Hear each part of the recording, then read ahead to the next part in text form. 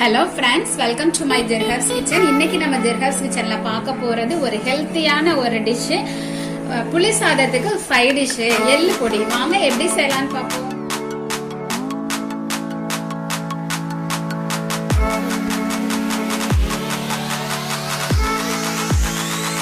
எள்ளு பொடிக்கு நம்ம ஒரு pan ஹீட் பண்ணிக்கலாம். அதுல ஒரு 6 வத்தலை மட்டும் லைட்டா ஹீட் பண்ணிக்கலாம்.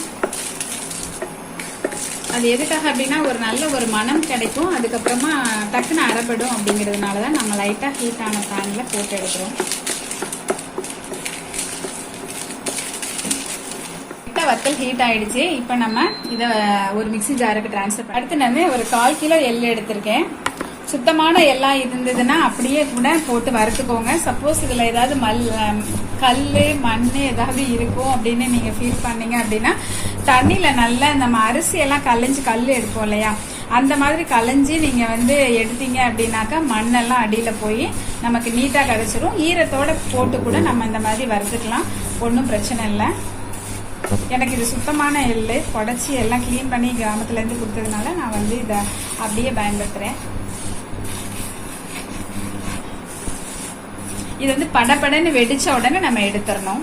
பாருங்க, கொஞ்சம் லைட்டா படப்படன்னு வெடிக்க ஆரம்பிச்சிருச்சு. எள்ளும் நல்லா ஹீட்டாக ஆரம்பிச்சிட்டு நம்ம இப்ப ஆஃப் பண்ணிட்டு இதை ஆற வச்சிடலாம். இல்ல ஆறதுக்குள்ள நம்ம வத்தலை மட்டும் ஒரே ஒரு திருக்கி லைட்டா அரைச்சிட்டு வந்த அளவுக்கு நம்ம 1-2 அரைச்சிட்டு வந்துட்டோம். இப்ப எள்ளு ஆறின உடனே எள்ளை போட்டு அதே மாதிரி ஒரு 2 திருக்கிட்டு அதுக்கப்புறம் மத்த எல்லாத்தையுமே நம்ம போட்டுக்கலாம். எள்ளு ஆறிடுச்சு. நம்ம இப்ப மிக்ஸி ஜார்ல போட்டுக்கலாம்.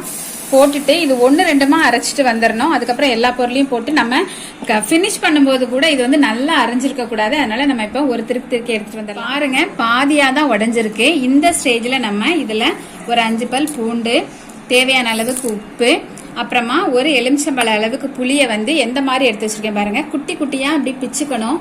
இந்த மாதிரி பிச்சு தான் போடணும். ஏன்னா இந்த புளி அரைபடாம அங்கங்க குட்டி குட்டியா இருக்கதான் செய்யும். ஆனா அது ஒரு நல்ல ஒரு சுவையை கொடுக்கும். இது எல்லாத்தையும் போட்டு கிளறி விட்டு ஒரு 2 திருக்கி எடுத்துட்டு வந்துடலாம். பாருங்க, இந்த அளவுக்கு தான் குறைன்னு இருக்குதா, இந்த அளவுக்கு தான் நம்ம அரைச்சிருக்கணும். இதுவே கிராமங்கள் எல்லாம் பாத்தீங்க அப்படின்னா உரல்ல போட்டு ஒண்ணா போட்டு இடிப்பாங்க. அந்த புளியெல்லாம் அங்கங்க அப்படி கட்டியா வரும். அது ரொம்ப டேஸ்டாவே இருக்கும். இப்போ நமக்கு இது ரெடி ஆயிடுச்சு. இதே மாதிரி நீங்க வீட்டுல ட்ரை பண்ணுங்க. அதே டேஸ்ட் இருக்கு.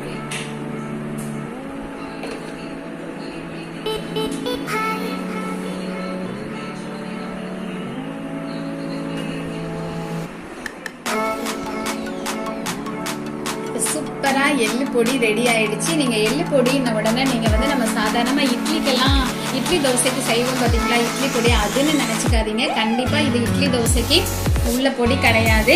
இந்த பொடி மெயினா எதுக்கு ரொம்ப சூப்பர் காம்பினேஷன் அப்படின்னா புளி சாதத்துல போட்டு பசஞ்சு சாப்பிடுவாங்க கிராமங்கள்ல. ரொம்பவே டேஸ்டா இருக்கும். இப்ப சொல்லும் போது கூட சாப்பிடணும் போல இருக்கும், அந்த அளவு டேஸ்டா இருக்கும்.